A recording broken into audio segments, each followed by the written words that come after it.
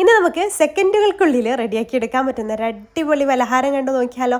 സിമ്പിളായിട്ടുള്ളൊരു ബ്രെഡ് ടോസ്റ്റാണ്. Garlic cheese ബ്രെഡാണ് കേട്ടോ. അപ്പോൾ അതിന് വേണ്ടിയിട്ട് ഞാൻ എടുത്തിട്ടുള്ളത് 3 ടേബിൾ സ്പൂൺ ബട്ടർ, റൂം ടെമ്പറേച്ചറിലുള്ള ബട്ടർ ബൗളിലേക്ക് ഇട്ട് കൊടുത്തിട്ടുണ്ട്.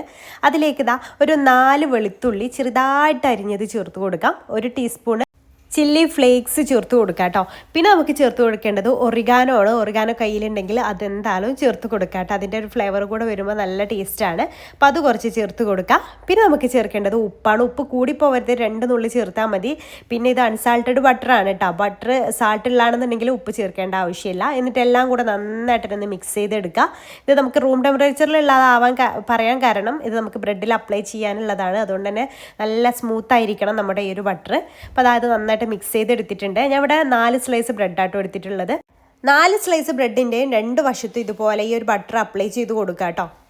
ഗാർലിക് ബ്രെഡൊക്കെ ഇഷ്ടപ്പെടുന്നവർക്ക് ഇത് എന്തായാലും ഇഷ്ടമാവും കേട്ടോ. നല്ല ടേസ്റ്റായിട്ട് കഴിക്കാൻ, ചൂടോട് കൂടെ കഴിക്കണം കേട്ടോ റെഡിയാക്കി കഴിഞ്ഞാൽ.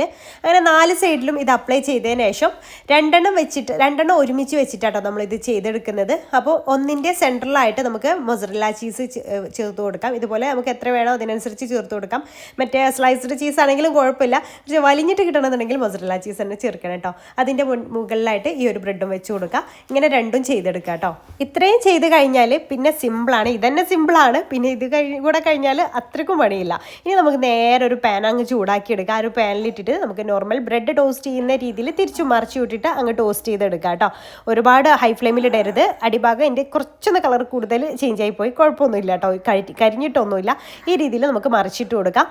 ചെറിയ തീയിലിട്ട് കൊടുക്കാൻ പ്രത്യേകം ശ്രദ്ധിക്കുക കേട്ടോ. ഇങ്ങനെ ഒന്ന് പ്രസ് ചെയ്ത് കൊടുത്താൽ മതി. ആ പുള്ളിയിലെ ചീസൊക്കെ നന്നായിട്ട് തന്നെ ചൂടായിട്ട് മെൽട്ടായിട്ട് വരും കേട്ടോ. അപ്പോൾ ഈ രീതിയിലാക്കി എടുത്തിട്ടുണ്ട്. ഇനി നമുക്കത് ചൂടോടുകൂടെ തന്നെ കഴിക്കണം. നല്ല ടേസ്റ്റാണ്.